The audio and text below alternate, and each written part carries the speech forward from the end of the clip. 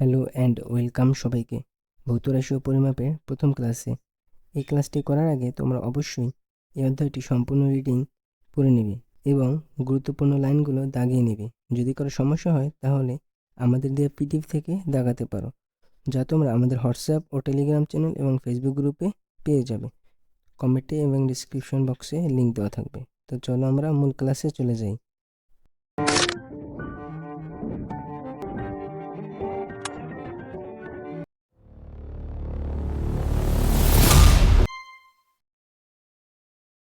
প্রথমেই আমরা আজকের ক্লাসের আলোচ্য বিষয়গুলো এক নজরে দেখে নেব। আমরা এই অধ্যায়ের শুরু থেকে একদম টপিক 1.4.3 এর প্রাকৃতিক নিয়ম ব্যবহার করে প্রযুক্তির বিকাশ পর্যন্ত সংক্ষিপ্ত আলোচনা করব। এরপরে টপিক 1.5 এর ভৌত রাশি ও পরিমাপের বিস্তারিত আলোচনা করব, যেখানে থাকবে ভিজুয়াল এবং প্র্যাকটিক্যাল আন্ডারস্ট্যান্ড। একদম প্রথম টপিকেই আমাদের রয়েছে পদার্থবিজ্ঞান কি। তোমরা এখানে দেখতে পাচ্ছ পদার্থবিজ্ঞান হচ্ছে বিজ্ঞানের প্রাচীনতম এবং সবচেয়ে মৌলিক শাখা। অর্থাৎ বিজ্ঞানের সবচেয়ে প্রাচীনতম শাখা হচ্ছে পদার্থবিজ্ঞান এবং সবচেয়ে মৌলিক শাখা হচ্ছে পদার্থবিজ্ঞান। এবার শুরুতে আমরা প্রাচীনতম এই শব্দে আসি। প্রাচীনতম কেন বলা হলো? কারণ প্রাচীনকালে যখন বিজ্ঞান বা ফিজিক্স নামের কোনো শব্দের জন্মই হয়নি, তখনও কিন্তু মানুষ আকাশে তারার গতিপথ খেয়াল করেছে, পাথর ঘষে আগুন জ্বালিয়েছে, কিংবা ভারী জিনিস সহজে টানার জন্য চাকা আবিষ্কার করেছে। প্রকৃতির এই নিয়মগুলো বোঝার এবং কাজে লাগানোর যে আদিম কৌতূহল, সেখান থেকে আসলে ফিজিক্সের জন্ম। তাই বয়সের দিক থেকে এটি সকল বিজ্ঞানের চেয়ে পুরনো, বা আমরা বলতে পারি পুরাতন।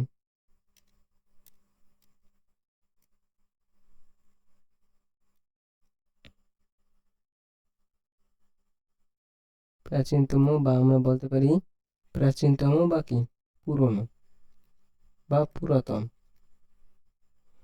আচ্ছা, প্রাচীনতম তো আমরা বুঝলাম, কিন্তু লাইনের দ্বিতীয় অংশে একে বিজ্ঞানের সবচেয়ে মৌলিক শাখা বলা হলো কেন? রসায়ন বা জীববিজ্ঞান থাকতে ফিজিক্সই কেন বিজ্ঞানের শিকড় বা মূল বা মৌলিক? এই রহস্যটি আমরা কোনো কঠিন সংজ্ঞা দিয়ে মুখস্থ করব না। তোমরা সবাই গণিতে মৌলিক সংখ্যা, যৌগিক সংখ্যা শিখে এসেছো, তাই না? গণিতের সেই মৌলিক সংখ্যার আইডিয়াটি সাথে কিন্তু পদার্থবিজ্ঞানের এই মৌলিক হওয়ার দারুণ একটা মিল আছে। বিষয়টা কতটা চমৎকার তা বোঝার জন্য চলো আমরা স্ক্রিনের পরের স্লাইডটির দিকে নজর দিই। এবার তোমরা যদি একটু খেয়াল করো, এখানে দেখবে গণিতের যৌগিক সংখ্যা থেকে মৌলিক সংখ্যা, অর্থাৎ এই যে 680, এটি একটি যৌগিক সংখ্যা। কেন? কারণ একে আমরা আরো অনেকভাবে ভাঙতে পারি। যেমন 680কে 68 দিয়ে 10 গুণ করলে কত হয়? 680 বা 680।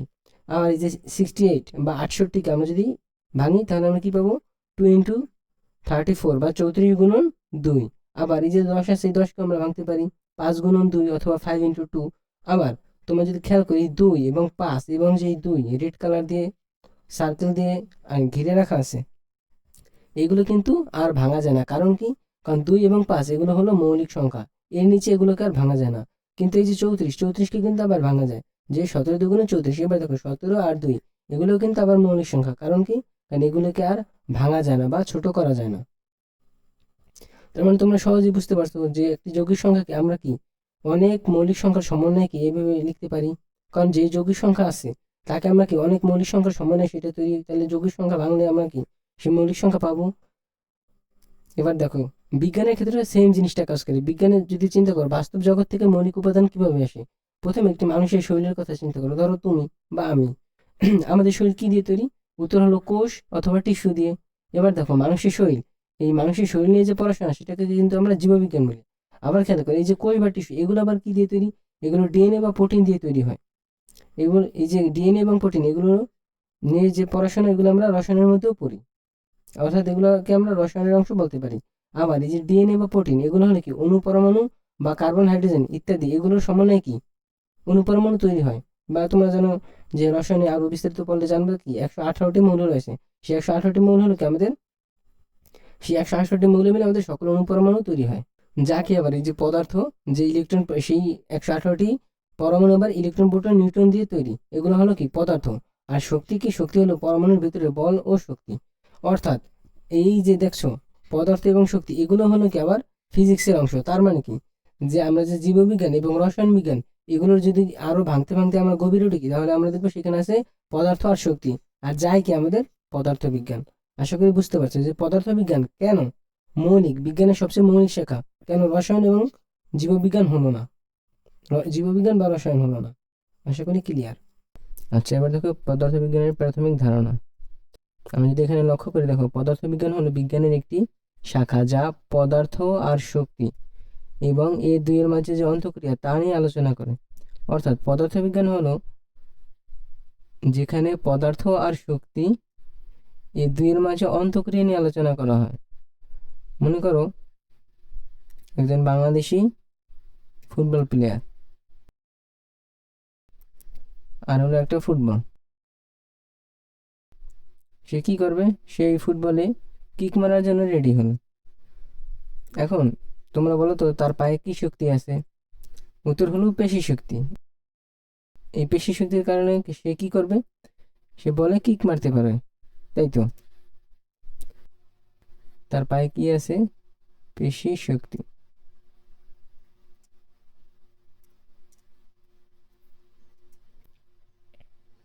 ওকে, তার পায়ে পেশি শক্তি আছে, পেশি শক্তির কারণে সে কি করবে, কিক করবে। কিক করার ফলে বলটার কি হবে, বলটা তার এই অবস্থান থেকে মনে করো এই অবস্থায় চলে গেল।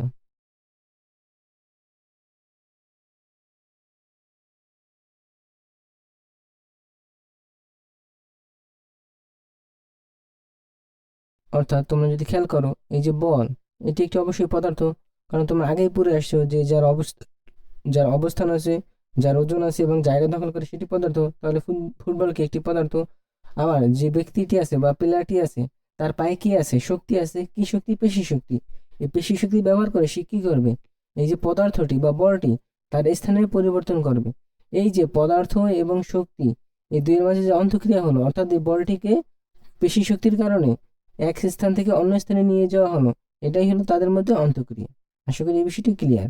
এটাই হলো ফিজিক্সের কাজ। এখন তোমার এই প্লেয়ার বা ব্যক্তির জায়গায় অন্য কিছু শক্তি থাকতে পারে, বা পেশি শক্তির জায়গায় অন্য কোনো শক্তি থাকতে পারে, বলের জায়গায় অন্য কোনো পদার্থ থাকতে পারে। এসব বিষয় নিয়ে আমরা আলোচনা করবো। এরপর দেখো এটি বিজ্ঞানের সবচেয়ে মৌলিক শাখা। ওই যে আমরা একটু আগে দেখে আসলাম যে মৌলিক শাখা মানে কি, মূল শাখা। এর উপর ভিত্তি করে রসায়ন এবং রসায়নের উপর ভিত্তি করে জীববিজ্ঞান দাঁড়িয়েছে। তাহলে আমরা যদি এখানে লক্ষ্য করি যে রসায়ন, রসায়নের উপর ভিত্তি করে কি দাঁড়িয়েছে, জীববিজ্ঞান। প্রাচীনকালে অন্য বিজ্ঞানগুলো দানা বাঁধার আগেই বিজ্ঞানীরা পদার্থবিজ্ঞানের সবচেয়ে গুরুত্বপূর্ণ শাখা জ্যোতির্বিদ্যা চর্চা শুরু করেন। অর্থাৎ যখন অন্য কোনো বিজ্ঞানের জন্মই হয়নি তখনও জ্যোতির্বিদ্যা নিয়ে চর্চা হতো। আশা করি বুঝতে পারছো। এরপরে তোমরা দেখতে পাচ্ছ যে আমরা পদার্থবিজ্ঞানের পরিসরকে প্রধানত দুইটি ভাগে ভাগ করতে পারি। একটা হলো ক্লাসিক্যাল পদার্থবিজ্ঞান এবং আরেকটা হলো মডার্ন ফিজিক্স বা আধুনিক পদার্থবিজ্ঞান। ক্লাসিক্যাল ফিজিক্সের মধ্যে কি রয়েছে, বলবিজ্ঞান বা মেকানিক্স, শব্দবিজ্ঞান বা অ্যাকোস্টিক্স, তাপ এবং তাপগতিক বিজ্ঞান কি, থার্মোডাইনামিক্স, বিদ্যুৎ এবং চৌম্বক বিজ্ঞান কি, ইলেকট্রোম্যাগনেটিজম, আলোক বিজ্ঞান। আধুনিক ফিজিক্সে কি আছে, কোয়ান্টাম বলবিজ্ঞান বা কোয়ান্টাম মেকানিক্স, আপেক্ষিক তত্ত্ব বা থিওরি অফ রিলেটিভিটি, আণবিক ও পারমাণবিক পদার্থবিজ্ঞান, কঠিন অবস্থার পদার্থবিজ্ঞান বা solid state and particle physics. এই এরপর আমরা যদি দেখি তোমাদের বইতে দেখবা যে এরকম ব্যক্তি আকারে বা বিশিষ্ট পদার্থবিজ্ঞানী হিসেবে তাদের জীবনী দেওয়া আছে বা তাদের ভূমিকা দেওয়া আছে, তাদের অবদান দেওয়া আছে। এগুলো তোমরা বই থেকে অবশ্যই সব লাগিয়ে পড়ে নেবে। আমরা যদি এখানে মেন লাইনগুলো দেখি যে তরল পদার্থ ঊর্ধ্বমুখী বল আবিষ্কার, অর্থাৎ আমাদের যদি প্রশ্ন আসে যে তরল পদার্থের ঊর্ধ্বমুখী বল কে আবিষ্কার করেন, তাহলে সেটা হবে কে, বিজ্ঞানী আর্কিমিডিস। আর গোলীয় আয়নায় সূর্যরশ্মিকে কেন্দ্রীভূত করার কৌশলও তিনি আবিষ্কার করেছেন। এটাও গুরুত্বপূর্ণ এমসিকিউ এর জন্য। ওকে, এবার আমরা যদি আরেকজন বিখ্যাত বিজ্ঞানী দেখি যার নাম হলো আল খোয়ারিজমি, যিনি গণিত ও জ্যোতির্বিদ্যার অন্যতম পথিকৃৎ। অর্থাৎ আমরা যে এখন গণিত এবং জ্যোতির্বিদ্যা যে চর্চা করি, যার অন্যতম পথিকৃৎ তিনি। তার লেখা বই থেকেই আধুনিক এলজেব্রা বা আমরা যে বীজগণিত করি, অর্থাৎ তোমরা ক্লাস কত থেকে, ধরো 6 থেকে যে ক্লাস 8 পর্যন্ত যত বীজগণিত করে আসছো, তার মূলত মেইন ভিত্তি এই আল খোয়ারিজমি করে আসছেন। তাহলে আলজেব্রা বা বীজগণিত আসছে কার থেকে, আল খোয়ারিজমি থেকে। এরপরে আমরা যদি আরেকজন দেখি, মডার্ন ফিজিক্সের অন্যতম পথিকৃৎ গ্যালিলিও, যিনি আধুনিক বিজ্ঞানের জনক হিসেবে পরিচিত। আমাদের প্রশ্ন যদি করা হয় যে আধুনিক বিজ্ঞানের জনক কে, তাহলে আমরা বলবো গ্যালিলিও। গাণিতিক সূত্রের পরীক্ষামূলক ব্যবহারের সূচনা করেন। অর্থাৎ আমরা যে ফিজিক্সে যে সূত্র ব্যবহার করি, সূত্র ব্যবহার করে অঙ্ক করি বা যে কোনো সমস্যার সমাধান করি বা যে কোনো বাস্তব জিনিসকে আমরা সূত্রের মাধ্যমে প্রকাশ করি, তার শুরুই করেছিলেন মূলত বিখ্যাত পদার্থবিজ্ঞানী গ্যালিলিও। ওকে, এবার আমরা নেক্সটে যাই। এরপরে তোমরা দেখছো বিজ্ঞানের উত্থান এবং আধুনিক যুগ। স্যার আইজ্যাক নিউটন বলবিদ্যা এবং মহাকর্ষ বলের সূত্র প্রকাশ করেন। অর্থাৎ বলবিদ্যা ও মহাকাশের এই দুটি বিষয়ের জন্য সূত্র প্রকাশ করেন স্যার আইজ্যাক নিউটন। এবং গণিতের নতুন শাখা ক্যালকুলাস, যা ছাড়া বলতে পারো যে এখন বিজ্ঞান অচল, সেই ক্যালকুলাস আবিষ্কার করছেন বিজ্ঞানী নিউটন। ক্যালকুলাস। ওকে, এরপর আমরা যদি দেখি জেমস ম্যাক্সওয়েল বিদ্যুৎ ও চুম্বক ক্ষেত্রকে একই সূত্রে গাঁথেন। অর্থাৎ বিদ্যুৎ ও চুম্বক যে আলাদা কোনো বিষয় নয়, একটা আর একটা রূপ, সেটাকে একই সূত্রে আনেন জেমস ম্যাক্সওয়েল। প্রমাণ করেন আলো একটি বিদ্যুৎ চুম্বকীয় তরঙ্গ।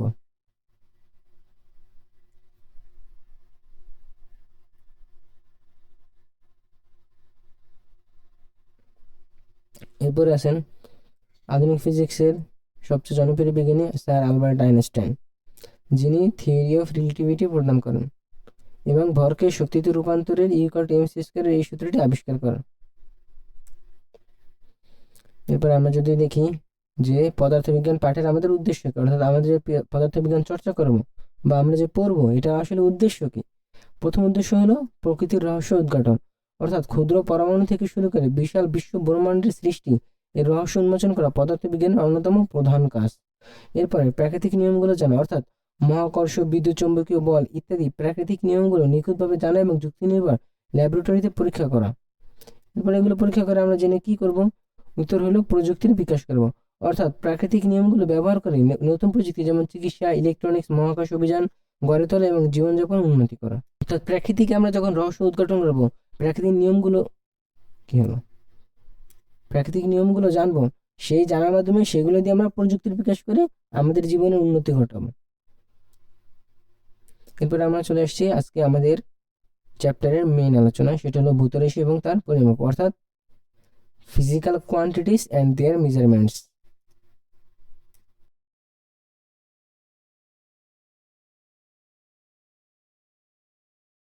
এই টপিকের মাধ্যমে তোমরা মূলত পদার্থবিজ্ঞানের মূল পড়ায় ঢোকা শুরু করলে। অবশ্যই একটা কথা অলওয়েজ মনে রাখবে যে এখন থেকে মৃত্যুর আগ পর্যন্ত যতদিনই তোমরা পদার্থবিজ্ঞান পড়ো না কেন, আমরা পদার্থবিজ্ঞানে একটি মূল বিষয় নিয়ে কাজ করি, সেটা হলো রাশি। এই জন্য এই বিষয়টি বোঝা খুবই গুরুত্বপূর্ণ। তোমাদেরকে 100% মনোযোগ দেওয়ার জন্য বলা হলো। তো চলো আমরা শুরু করি। রাশি কি? এই ভৌত জগতে যা কিছু আমরা পরিমাপ করতে পারি তাই হলো আমাদের রাশি। এখন তোমরা তো এখানে একটি ওয়ার্ড দেখতে পাচ্ছ, তাই না, যে ভৌত জগৎ, এই দুটো ওয়ার্ড মিলে কি, বা এই দুটো ওয়ার্ড দিয়ে কি বোঝায়। তো একটু আগে আমরা কিন্তু দেখে আসছি যে এই যে ভৌত ওয়ার্ডটা ইংরেজি ওয়ার্ড কি ফিজিক্যাল, আর রাশি হলো কোয়ান্টিটি। তার মানে ভৌত বিষয়টা মানে কি, ভৌত বিষয়টা মানে হলো যে ফিজিক্যাল।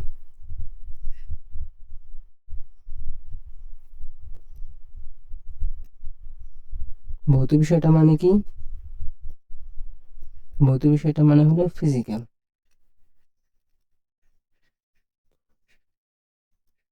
বা ফিজিক্যাল এক্সিস্টেন্স আছে আমরা বলতে পারি।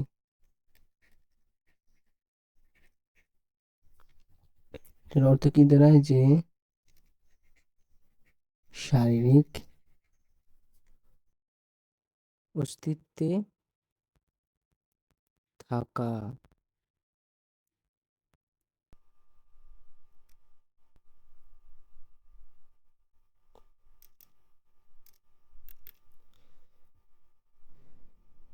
আমরা এইমাত্র কি দেখে আসলাম, যে ভৌত আছে, ভৌত শব্দের আক্ষরিক অর্থ বা ভৌত মানে কি বোঝায়, যে ফিজিক্যাল এক্সিস্টেন্স বোঝায়। এখন চিন্তা করো যে আমাদের পৃথিবীতে মনে করো এয়ার আছে, এয়ার মানে তো তোমরা সবাই জানো, এয়ার মানে কি বাতাস। এটাকে কি আমরা খালি চোখে দেখতে পাই? উত্তর হচ্ছে না। কিন্তু এটাকে আমরা কি করতে পারি, এটাকে আমরা অবজার্ভ করতে পারি, বা এটা যে ফিজিক্যালি এক্সিস্ট করে সেটাকে আমরা পর্যবেক্ষণ করতে পারি বা পরীক্ষা নিরীক্ষা করতে পারি। তাহলে এটা কি হবে, অবজার্ভ বা পরীক্ষা নিরীক্ষা করা যায়, বা আমরা বলতে পারি এটা হলো পর্যবেক্ষণযোগ্য।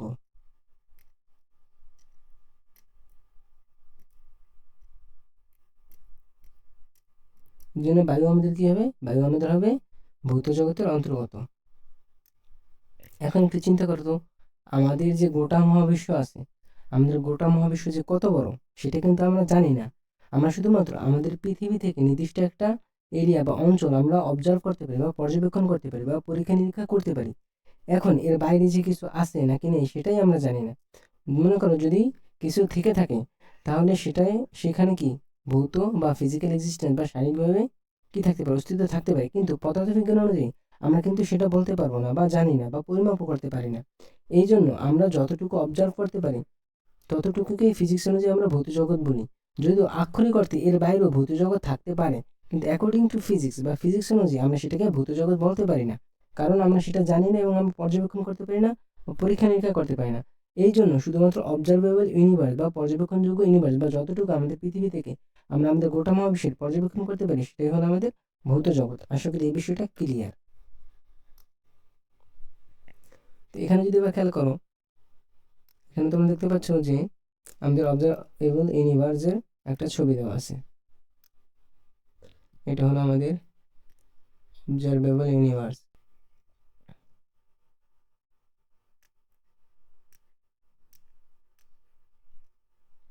অবজারভেবল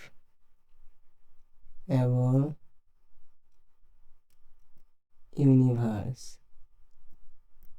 যার ব্যক্তিগত আমাদের পৃথিবী থেকে আমরা বলতে পারি 93 billion light year. Light year মানে তোমরা জানো হয়তো যে আলোকবর্ষ। আচ্ছা, এই পর্যন্ত থাক। আমরা এবার যদি দেখি তাহলে আমরা বেসিক্যালি কি বুঝলাম, এই ভৌত জগৎ কি 93 বিলিয়ন লাইট ইয়ার বা কি আমাদের অবজারভেবল ইউনিভার্স বা পর্যবেক্ষণযোগ্য মহাবিশ্ব।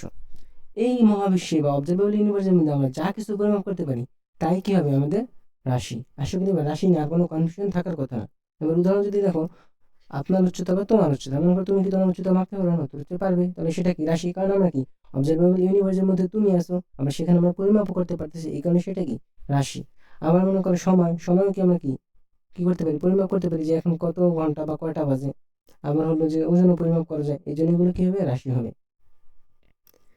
এবার যদি খেয়াল করো যে রাশিকে মূলত দুই ভাগে ভাগ করা যায়। রাশিকে কত ভাগে ভাগ করা যায়, মূলত দুই ভাগে। একটা হলো গঠনের ভিত্তিতে রাশি, একটা হলো দিকের ভিত্তিতে। ওকে, গঠন অনুযায়ী রাশি কত প্রকার, দুই প্রকার, একটা হলো মৌলিক রাশি আর একটা হলো কি লব্ধ রাশি। দিকের ভিত্তিতে রাশি কত প্রকার, দুই প্রকার, একটা হলো স্কেলার রাশি আর একটা হলো ভেক্টর রাশি। এখন তোমরা প্রশ্ন করতে পারো যে স্যার আমাদের যে স্কেলার রাশি এবং ভেক্টর রাশি এটা তো প্রথম অধ্যায়ে নেই, তাহলে এটা কেন পড়াচ্ছেন। উত্তর হলো যে এইটা এখানে না থাকলেও দ্বিতীয় অধ্যায়ে কিন্তু ঠিকই আছে, এবং তোমাদের যে লব্ধ রাশি এটা বোঝার জন্য আমি এই দুইটাকে নিয়ে আসছি। অর্থাৎ ভেক্টর রাশি যদি তোমরা বুঝো তাহলে খুবই সহজে লব্ধ রাশি বুঝতে পারবে, না তো কীভাবে লব্ধ রাশি আসলে এটা তোমাদের কাছে একটু খটকা লাগতে পারে বা কনফিউশন লাগতে পারে, এই জন্য আমি এটা নিয়ে আসছি। ওকে, চলো এবার আমরা নেক্সটে যাই। এখন আমরা রাশিগুলোর প্রকারভেদগুলোর ব্যাখ্যা সহ পড়ব। তো শুরুতে আমাদের রয়েছে কি মৌলিক রাশি। তোমাদের মৌলিক রাশি শোনার সাথে সাথেই শুরুর সাথে মিলানো উচিত যে আমরা কিন্তু শুরুতে মৌলিক বিষয়টা খুব ভালোভাবে পড়ে আসছিলাম মৌলিক সংখ্যা দিয়ে, মনে আছে তো? তো চলো এবার আমরা আরেকবার এটা রিক্যাপ করি। মনে করো আছে 6, তো এটাকে আমরা দুইভাবে ভাঙতে পারি, একটা হলো 2 দিয়ে আর একটা হলো কি 3 দিয়ে। এখন এই যে 6, এই 6 হলো কি যৌগিক সংখ্যা। কেন? কারণ এটাকে হলো ভাঙা যায় 2 এবং 3 দিয়ে। এখন 2 আর 3 একে কি আর ভাঙা যায়? উত্তর হচ্ছে না। কারণ কি? কারণ এরা হলো মৌলিক সংখ্যা, যেহেতু এদেরকে ভাঙা যায় না এই জন্য এরা হলো কি মৌলিক সংখ্যা। আবার 2 এবং 3 এগুলো লেখার জন্য অন্য কোনো রাশির উপর নির্ভরও করে না। মানে কি? মানে 6, এই 6 লেখার জন্য আমরা কিন্তু 6-এর দুইটা রাশির উপর কি নির্ভর করতে হয়েছে 6 হওয়ার জন্য, 2 এবং 3-এর উপর। কিন্তু 2 এবং 3 এরা কি অস্তিত্ব আসার জন্য বা হওয়ার জন্য কারো উপরে কি নির্ভর করছে? উত্তর হচ্ছে না। এবার তাহলে মৌলিক রাশির সংখ্যাটা তোমরা একটু ভেবে বলো তো। তাহলে মৌলিক রাশি কী হবে? যে সংখ্যাকে যে রাশিকে ভাঙা যায় না সেটি হবে কি মৌলিক রাশি, বা যে রাশিকে ভাঙলে আমরা অন্য কোনো রাশি পাবো না সেটাকে আমরা কি বলবো? মৌলিক রাশি। অথবা এটাকে আমরা এভাবে বলতে পারি, যে রাশিগুলো স্বাধীন অথবা অন্য কোনো রাশির উপর নির্ভর করে না তাকে মৌলিক রাশি বলে। আমরা এখানে ইম্পর্টেন্ট দুইটা কি পয়েন্ট পেলাম, যে রাশিগুলো স্বাধীন হবে এবং কি হবে, অন্য কোনো রাশির উপর নির্ভর করবে না, তার হলো আমাদের কি মৌলিক রাশি। আশা করি মৌলিক রাশি বিষয়টা তোমরা বুঝতে পারছো। এবার দেখো আমাদের এখানে দেওয়া আছে কি, যে 7টি মৌলিক রাশি দেওয়া আছে: দৈর্ঘ্য, ভর, সময়, তাপমাত্রা, বিদ্যুৎ প্রবাহ, দীপন তীব্রতা এবং পদার্থের পরিমাণ। এখন যদি তোমরা একটু রাইট সাইডে খেয়াল করো, এখানে দেখবে কি দেওয়া আছে, আমি এখানে একটি লাঠি অঙ্কন করেছি, যার কি দৈর্ঘ্য দিয়েছি কি আমি এবি, অর্থাৎ এ থেকে বি পর্যন্ত একটি লাঠি এঁকেছি। এখন মনে করো কেউ যদি বলে যে সে একটা লাঠি আঁকলো এবং সেও যদি নাম দেয়, মনে করো যে সেও এবি দিল নাম, মনে করো সেও নাম কি দিল এবি। এখন তাহলে আমাদের মাঝে এখানে সমস্যা হয়ে গেল না, যে আমার যে লাঠি তার দৈর্ঘ্য হলো এতটুকু, আবার অন্য একজন যে আঁকছে তার লাঠির দৈর্ঘ্য হলো এতটুকু, কিন্তু এদের নাম তো দুইটাই কি সেম, এটারও হচ্ছে এবি আবার এটার হচ্ছে কি এবি, কিন্তু দুইটার দৈর্ঘ্য কি সেম না। তাহলে আমরা যদি এবি দিয়ে যদি দুইটা লাঠিকে বুঝাই তাহলে আমাদের মাঝে কি সমস্যা তৈরি হচ্ছে, কারণ দুইটার দৈর্ঘ্য তো সেম না, আলাদা। এই জন্য ফিজিক্সে কি করা হয়, এই জন্য এদেরকে ভ্যালু দিয়ে প্রকাশ করা হয়। এবার মনে করো তোমরা এখন সহজেই এটা বুঝতে পারবে, যে আমরা যদি একটি স্কেল নিয়ে আমরা যদি এটাকে মাপি, তাহলে দেখো এটা কত হবে। উত্তর হচ্ছে আমরা দেখতে পাচ্ছি 0 থেকে 7 পর্যন্ত। এখন এখানে একটা প্রশ্ন হলো, যে আমরা 7 লিখলাম, মনে করো এটা হলো কত 7। এখন আমরা যে 7 লিখলাম, এই 7 দিয়ে আমরা কি বুঝবো? উত্তর হলো এখানে সেন্টিমিটার স্কেলটা হলো সেন্টিমিটার পরিমাপ, অর্থাৎ এখানে যে আমরা এই লাঠিটা পেলাম তার দৈর্ঘ্য কত 7 সেন্টিমিটার। এখন তোমাদের প্রশ্ন হতে পারে না যে স্যার এখানে সেন্টিমিটার না হলে তো মিটার হতে পারতো, তাই নাকি? মিটার হতে পারতো, আমরা কেন সেন্টিমিটার ব্যবহার করলাম? উত্তর হলো আমরা যে এই মাত্রই স্কেলটি ব্যবহার করলাম তার আমরা কি ধরেছিলাম, যে 0 থেকে 7 পর্যন্ত হলে কি আমাদের 7 সেন্টিমিটার। এর মানে 0 থেকে যে 1, এটাকে আমরা কি হিসেবে চিন্তা করেছি? এটাকে আমরা 1 সেন্টিমিটার হিসেবে চিন্তা করেছি বা ধরে নিয়েছি। এটা কিভাবে আসছে? এর জন্য আমরা নেক্সট স্লাইডে চলে যাই। এখানে তোমরা দেখতে পাচ্ছ কি, দেখতে পাচ্ছ যে 1 মিটার সমান কি স্বাভাবিক উচ্চতার একজন মানুষের মাটি থেকে পেট পর্যন্ত দূরত্বটা মোটামুটি 1 মিটার। দূরত্বটা মোটামুটি 1 মিটার। এই যে 1 মিটার আছে, এটাকে যদি আমরা 100 ভাগ করি তাহলে আমরা পেয়ে যাবো হলো, এটাকে 100 ভাগ করে আমরা পেয়েছি হলো 1 সেন্টিমিটার, যা আমরা কি আমাদের পরিমাপের বা মাপার সুবিধার্থে আমরা ধরে নিয়েছি। কারণ আমরা যদি ভ্যালু দিয়ে প্রকাশ না করি, আমরা একটু আগেই দেখলাম, আমরা যদি ভ্যালু দিয়ে এক্সাক্ট ভ্যালু দিয়ে আমরা যদি প্রকাশ না করি তাহলে আমাদের যে দৈর্ঘ্য বা আমরা যা কিছু পরিমাপ করব তার মধ্যে কি হয়ে যাবে, ঝামেলা হয়ে যাবে। বুঝতে পারলে?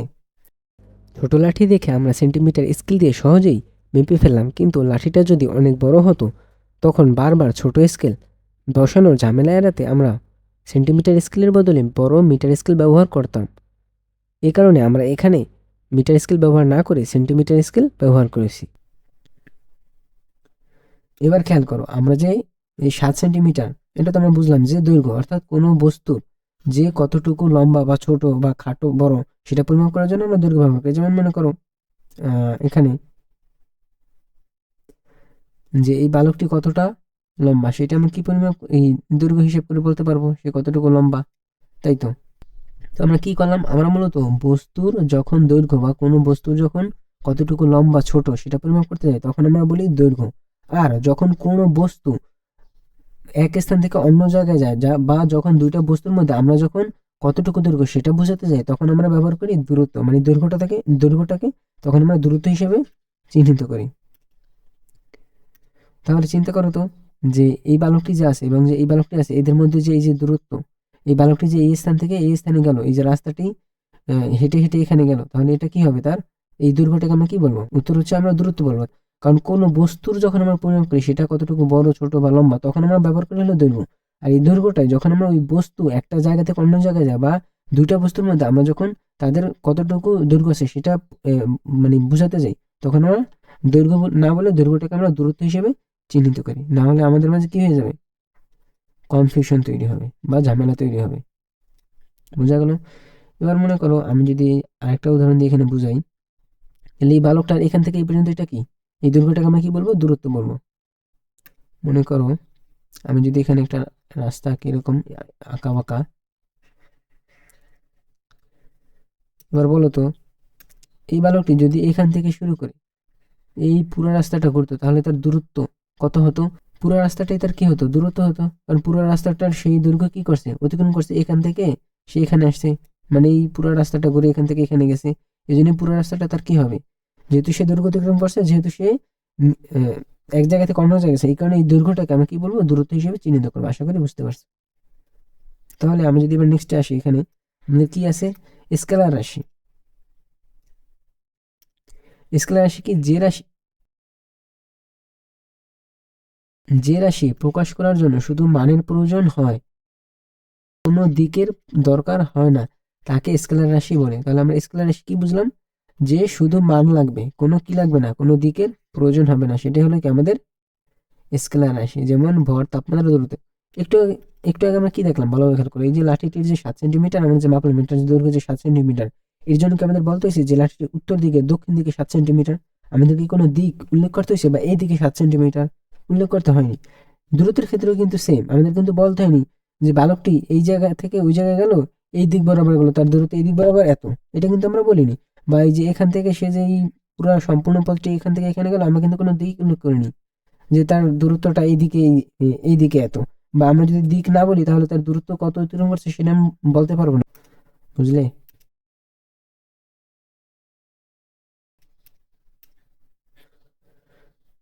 বা এই যে দেখো, যে আমরা যদি তাপমাত্রার কথা বলি, আজকে কত ডিগ্রি সেলসিয়াস তাপমাত্রা, সেটা বলার জন্য কি তোমার কাউকে মানে 30 ডিগ্রি বোঝাতে কি কোনো দিকের দরকার হবে? উত্তর হচ্ছে না।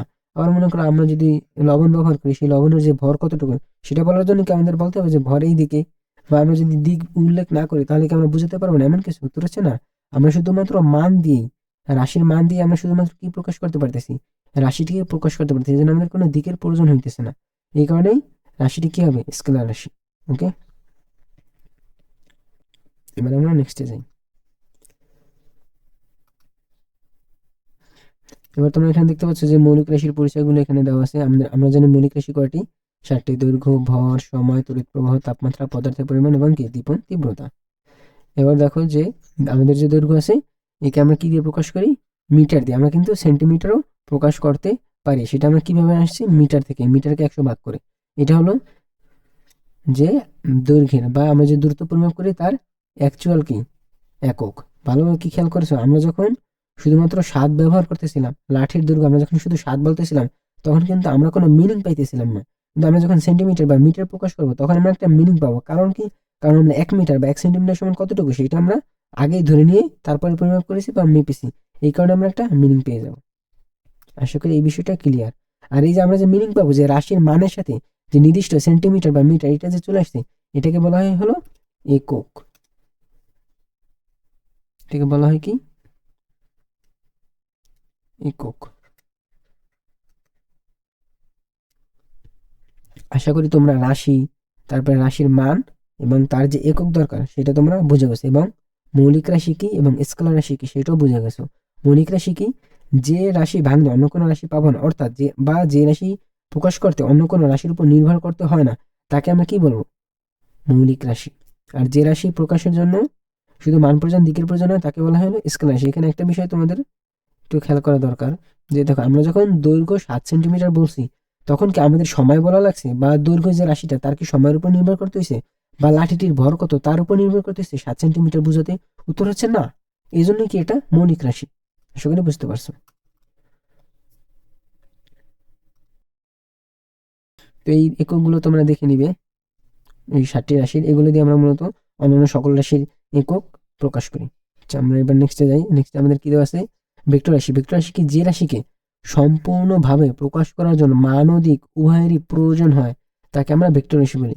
আমাদের এখানে কি বলছে পয়েন্ট, সম্পূর্ণরূপে প্রকাশ করার জন্য, সম্পূর্ণরূপে প্রকাশ করার জন্য আমাদের কি লাগবে, মান ও দিক উভয়েরই প্রয়োজন, তাকে আমরা কি বলবো, তো হচ্ছে তাকে আমরা ভেক্টর রাশি বলবো। এখন দেখো মান ও দিক কিভাবে প্রয়োজন, মনে করো আমরা যদি এখানে ওই বালকটির কথা চিন্তা করি, এই বালকটি যদি এই রাস্তা থেকে শুরু করে মনে করো যাত্রা শুরু করলো, সে যাত্রা শুরু করলে এখানে মনে করো আসলো, এখন তার যে সম্পূর্ণ পথ বা এই যে সে যে সম্পূর্ণ পথে যে দূরত্ব অতিক্রম করলো এটাকে আমরা কি বলি, দূরত্ব বলি। কারণ কোনো বস্তু বা ব্যক্তি যখন এক জায়গা থেকে অন্য জায়গায় যায়, বা দুইটা বস্তু বা দুইটা ব্যক্তির মাঝে যখন আমরা দৈর্ঘ্য মানে কত সেটা বোঝাতে হয়, তখন আমরা দূরত্ব দিয়ে প্রকাশ করি। তার মানে সম্পূর্ণ পথটা হলো কি, বালকটি কতটুকু দূরত্ব অতিক্রম করছে, তাই তো? উত্তর হচ্ছে হ্যাঁ। এবার যদি খেয়াল করো, যদি এরকম হয় যে বালকটি এরকম দূরত্ব অতিক্রম করলো, আমরা যদি এটাকে হিসাব করি, বালকটি এখান থেকে শুরু করছে, এর থেকে এই যে যেই পয়েন্টে সে শেষ করলো, এখানে যদি আমরা এর মাঝে যদি একটা সরলরেখা আঁকায় দিই, তাহলে এই দূরত্বটা যদি এবার খেয়াল করো, আমি যদি এই দূরত্বটা মাপি, এইটাকে, এটাও একটা দূরত্ব, কারণ দুইটা জায়গার মধ্যে পার্থক্য বোঝাচ্ছে। এক হলো সম্পূর্ণ পথ সে অতিক্রম করেছে, সেটা হলো আমরা দূরত্ব বলতেছি, এটাও কি এক ধরনের দূরত্ব, কারণ দুইটা জায়গার মধ্যে আমরা কি দৈর্ঘ্য বুঝাচ্ছি। বাট এই যে দূরত্বটা, সম্পূর্ণ দূরত্ব, এখানে কিন্তু আঁকা বাঁকা পুরো রাস্তাটা, কিন্তু এখানে আমরা কি দেখছি, শুরু থেকে শেষ পর্যন্ত শুধু সরলরেখাই। এই যে দূরত্বটা, এটাকে আমরা আবার নতুন একটা নামে চিহ্নিত করি, সেটা হলো কি, সেটা হলো সরণ। তাহলে আমাদের যে এটা কি হবে, উত্তর হচ্ছে সরণ। এখন তাহলে বলো তো, সরণের কি দিকের প্রয়োজন হলো নাকি হলো না? আমরা যখন দিকের কথা বলতেছি তখন সম্পূর্ণ যে পথ বা সম্পূর্ণ যে দূরত্ব, তার কিন্তু স্টার্ট থেকে এন্ডিং পয়েন্টের মধ্যে কি সরলরেখা, তার মানে এখানে আমাদের কি চলে আসতেছে, আমাদের দিক চলে আসতেছে। বুঝতে পারলে? এটাকে আমরা কি বলি, সরণ বলি। তার মানে কোনো দূরত্বের মধ্যে যদি আমরা এরকম করি, শুরুর পয়েন্ট এবং শেষের পয়েন্ট, তার মধ্যে যদি আমরা একটি সরলরেখা আঁকায় দিই, তাহলে যে সরলরেখাটা আমরা পাবো, সেই যে দূরত্বটা, সেটাকে আমরা কি হিসেবে চিহ্নিত করি, সরণ। এবং সরণটা হলো কি আমাদের ভেক্টর রাশি। কারণ কি, কারণ এখানে শুরু থেকে শেষ একটা নির্দিষ্ট দিক আছে। বুঝতে পারলে? এবার আমাদের যে দিকের যে প্রয়োজন, এটা বোঝার জন্য আমরা প্র্যাকটিক্যাল একটা এক্সাম্পল দেখবো। এই যে স্কুলের, মনে করো এটা হলো তোমার স্কুল। তুমি যদি মনে করো প্রথম দিন যখন তোমার স্কুলে আসলে মেইন গেটে, তুমি যাবে হলো একাডেমিক বিল্ডিং এ, মনে করো, ঠিক আছে? এখন তুমি হলো মনে করো জানো না একাডেমিক বিল্ডিং কোথায়, কারণ ক্যাম্পাসটা অনেক বড়। এখন তুমি যদি কাউকে জিজ্ঞেস করো যে ক্যাম্পাস, এই তোমার ক্যাম্পাসের একাডেমিক বিল্ডিংটা কোথায়, তাহলে তোমাকে যদি সে বলে শুধুমাত্র মনে করো যে মান বলে দেয়, যদি বলে দেয় যে 10 মিটার, এখন এখানে তোমার একটা প্রশ্ন হবে, কনফিউশন, যে তোমাকে যে 10 মিটার বলে দিল, এই 10 মিটার তুমি কোথায় যাবে, তুমি কি গেট দিয়ে ডানে যাবে নাকি বামে যাবে নাকি সোজা যাবে নাকি কোনাকুনি যাবে, কোন দিকে যাবে, এটা একটা কি কনফিউশন।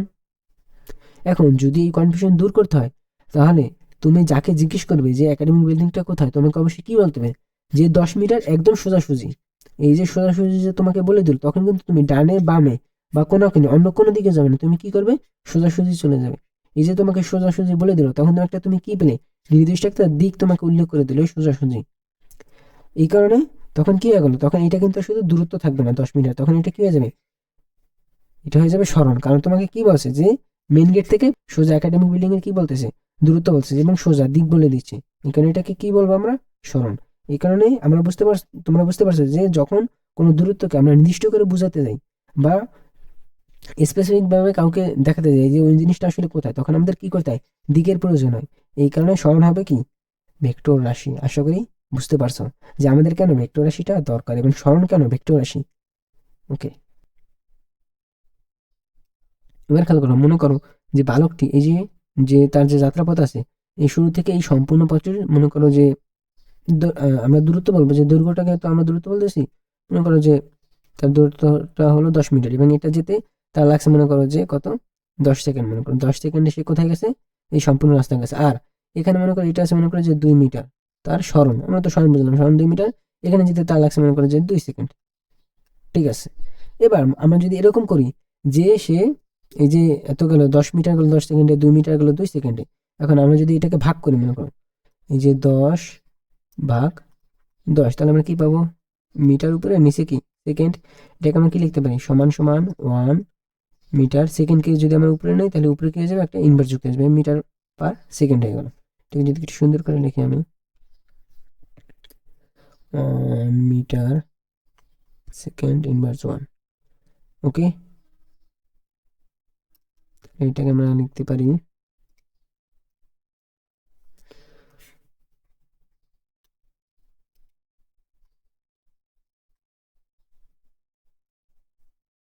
যেটা আছে এটাকে আমরা বলি হলো দ্রুতি।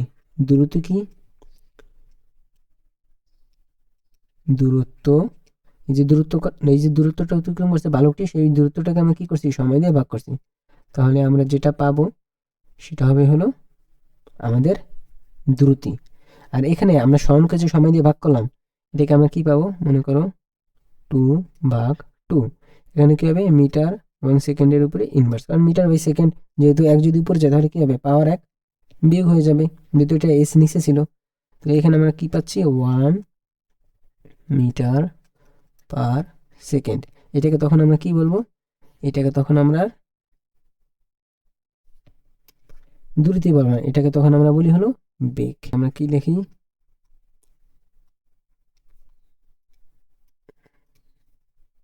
বেগ। বেগ সমান কি, সরণ বাই কি, সময়।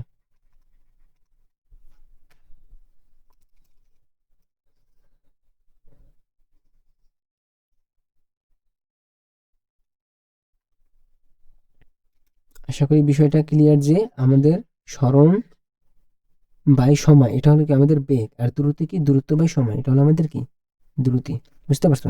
এখন মনে করো যদি বলা হয় যে দ্রুতি এটা কি মৌলিক রাশি নাকি লব্ধ রাশি, চিন্তা করো।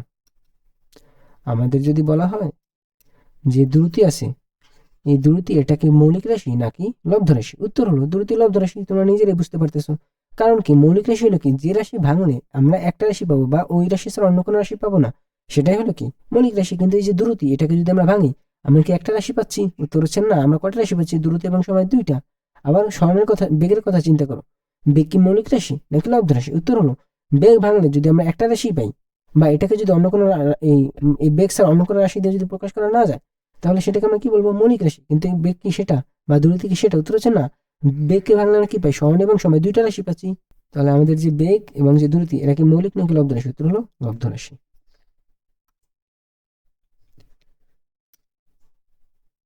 লব্ধ রাশি কি, যে রাশি ভাঙলে একাধিক মৌলিক রাশি পাওয়া যায় তাকে লব্ধ রাশি বলে। আমরা তাহলে এবার রিক্যাপ করি, চলো। আমরা কি কি দেখলাম, যে রাশিকে আমরা মৌলিক রাশিকে খুব ভালোভাবে পড়েছি, স্কেলার রাশিকেও পড়েছি। আমরা দেখলাম কি আমাদের মৌলিক রাশি হলো টোটাল 60টা, এই 60টি থেকে আমরা আরো কি এসে পেলাম, এখানে আমরা পেলাম কি দূরত্ব। ওকে, আর দ্রুতি কি হবে, দ্রুতি একটি লব্ধ রাশি হবে, কিন্তু এটা স্কেলার।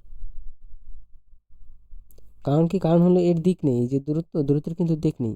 কিন্তু আমরা যে বেগ পেয়েছি, বেগ কিন্তু স্মরণের মাধ্যমে এসেছে, স্মরণ কিন্তু কি ভেক্টর রাশি, এই জন্য এটা ভেক্টর হবে এবং লব্ধ হবে। এই জন্য দ্রুতি কি হবে না, স্কেলার হবে, কিন্তু ভেক্টর হবে না, কিন্তু লব্ধ রাশি হবে।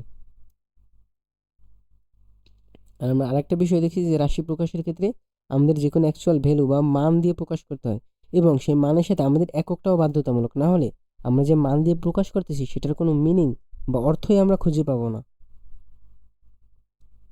এরপর আমরা কি দেখলাম, আমাদের যে 60টি মৌলিক রাশি রয়েছে তাদের আমরা কি দেখলাম, একক দেখলাম।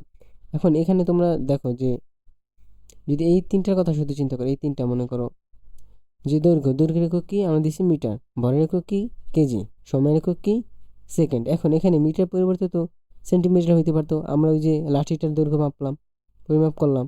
তারপর ভর তো কিলোগ্রাম না, শুধু কেজিও হইতে পারে, এই কি বলে গ্রামও হইতে পারে। সময় এটা তো শুধু সেকেন্ড না, আওয়ারও হইতে পারে। তাহলে আমরা কেন এখানে শুধু এই এককগুলোই দিলাম, এটার একটা নির্দিষ্ট কারণ আছে, সেটা হলো, আচ্ছা আমরা এটা সামনে বুঝি।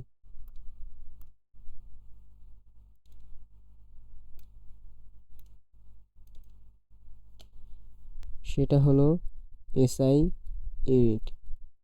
এটা কি, ইন্টারন্যাশনাল সিস্টেম অফ ইউনিট, অর্থাৎ আন্তর্জাতিকভাবে আমরা যাই পরিমাপ করি না কেন, আমরা সেগুলোকে নির্দিষ্ট একটা এককে নিয়ে যাব। অর্থাৎ আমরা যদি ছোটো জিনিস সেন্টিমিটার পরিমাপ করি, তারপর আমরা সেটাকে কি করব, সেটার আমরা মিটার এককে নিয়ে যাব, মিটার এককে কনভার্ট করে নিয়ে যাব। আবার যদি আমরা কোনো কিছুর ওজন পরিমাপ করি, সেটা যদি অনেক ছোট হয়, ধরো আমরা কেজি পরিমাণ হলো না, সেটা হলো আমরা গ্রাম পরিমাণে গ্রাম এককে মাপতে পারলাম, সেই গ্রামকে আমরা কি করব, কনভার্ট করে কেজিতে নিয়ে যাব। এখন প্রশ্ন হলো যে এগুলো কেন করা হয়? আমরা তো শুধুমাত্র যে কোনো এককে পরিমাপ করতেই পারতাম, এগুলো কি জন্য করা হয়? আমাদের এই এসআই ইউনিট, এটা আমাদের কি জন্য দরকার? তোমরা জেনে থাকবে হয়তো যে 1999 সালে নাসা তাদের যে মার্স ক্লাইমেট অরবিটার ছিল, নাসার যে একটা অভিযান ছিল মার্স ক্লাইমেট অরবিটর অরবিটর অর্থাৎ এটা ছিল নাসার একটি অভিযান মঙ্গল গ্রহে। কিন্তু এটা কি হয়েছিল, যে অরবিটর একটি মনে করো $1 কোটি দিয়ে তৈরি করা হয়েছিল, এই মহাকাশযানটি মঙ্গলে পাঠিয়েছিল। কিন্তু এটি তৈরি করার সময় একদল ইঞ্জিনিয়ার হিসাব করেছিলেন আমেরিকার ইম্পেরিয়াল ইউনিটে, যেটাকে ইঞ্চি ফুট পাউন্ড বলা হয়। কিন্তু নাসার আর এক মূল দল, যেটা প্রধান দল ছিল, তারা ধরে নিয়েছিল আন্তর্জাতিক metric unit, metre K G newton দিয়ে। এই একক মেলানোর ছোট্ট ভুলের কারণে পুরো মহাকাশযানটি মঙ্গলের বায়ুমণ্ডলে পুড়ে ধ্বংস হয়ে যায়। এই কারণে এই যে আমরা যখন এক এক বিজ্ঞানী যখন এক এক ইউনিটে ব্যবহার করবে, বিভিন্ন ইউনিট একই জিনিসে যখন ব্যবহার করবে,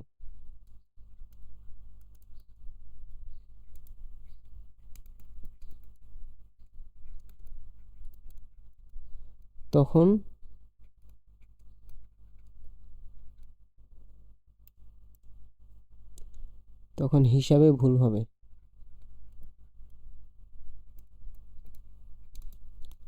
যা পুরো প্রজেক্টকে ধ্বংস করে, যা পুরো প্রজেক্ট ধ্বংস করে দেয়।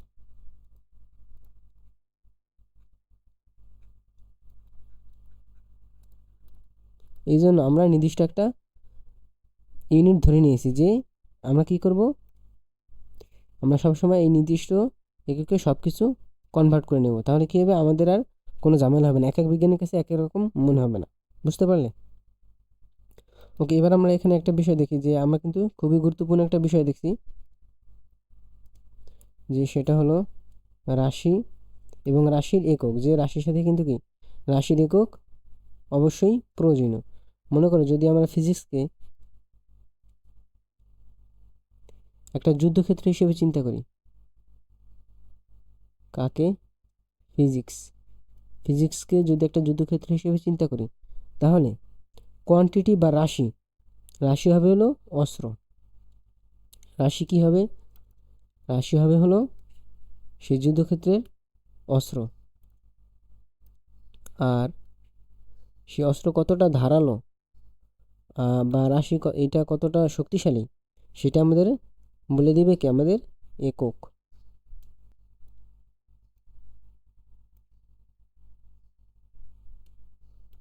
আমরা কি বুঝলাম? রাশি কি হবে? অস্ত্র। একক কি বুঝাবে? একক বুঝাবে কতটা ধারালো বা শক্তিশালী।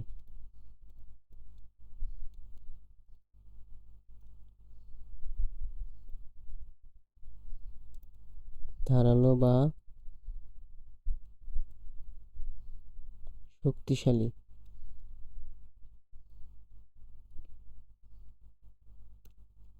আর ফিজিক্সকে আমরা কি বলছি?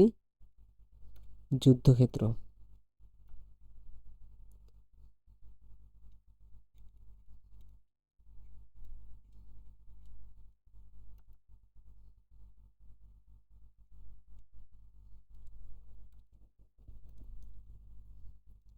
অর্থাৎ ফিজিক্স যদি আমাদের যুদ্ধক্ষেত্র হয়, তাহলে তার অস্ত্র হবে কি রাশি, এবং সেই অস্ত্র কতটা ধারালো বা শক্তিশালী সেটা হবে কি আমাদের একক। যুদ্ধক্ষেত্রে যেমন তুমি অস্ত্র ছাড়া টিকতে পারবে না, এবং অস্ত্র যদি ধারালো না হয় বা শক্তিশালী না হয়, যেমন তোমার সেই অস্ত্র থেকেও কোনো লাভ নেই, ঠিক একইভাবে পদার্থবিজ্ঞানেও রাশি এবং রাশি ছাড়া একক এদের কোনো কি নেই, ভ্যালু নেই। বুঝতে পারলে? তার মানে রাশির সাথে কি একক খুবই গুরুত্বপূর্ণ এবং দরকারি পদার্থবিজ্ঞানে। এখন থেকে তোমরা যে অধ্যায় পড়ো না কেন ফিজিক্সে বা যাই পড়ো না কেন, তোমরা সবসময় একটা বিষয় ঢুকে নেবে যে পদার্থবিজ্ঞানে রাশি হলো তার অস্ত্র আর একক হলো তার অস্ত্রের শক্তিশালী বা কতটা ধারালো সেটা বোঝার বিষয়। এই কারণে কি হবে, রাশির সাথে সবসময় একক চলে আসবে। ওকে, তো এবার আমরা নেক্সটে যাই। এবার এখানে দেখো দেওয়া আছে যে বৈজ্ঞানিক প্রতীক এবং সংকেত লেখার নিয়ম।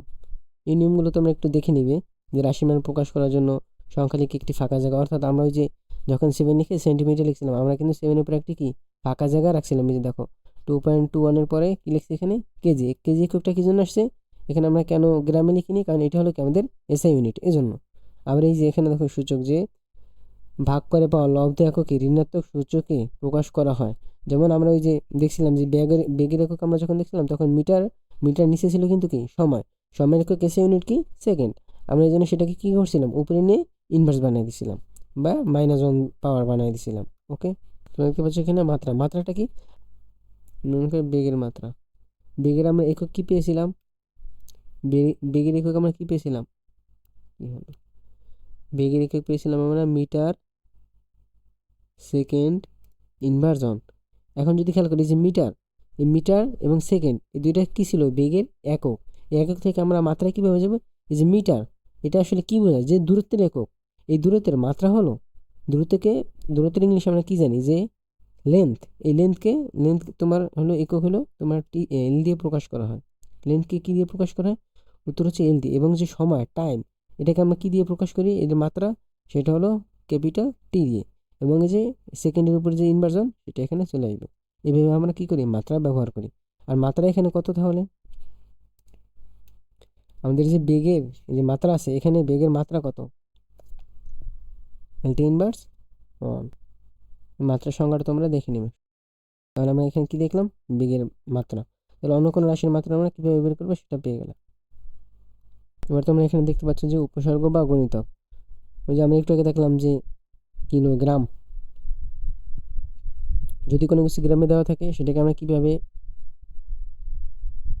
কিলোগ্রাম বানাবো, বা কোনো কিছু যদি সেন্টিমিটার দেওয়া থাকে সেটাকে আমরা কীভাবে কিলোমিটার বানাবো, কীভাবে তার সাথে আমরা 1000 গুণ করে দেবো বা 10⁻³ 10⁻³ মানে কি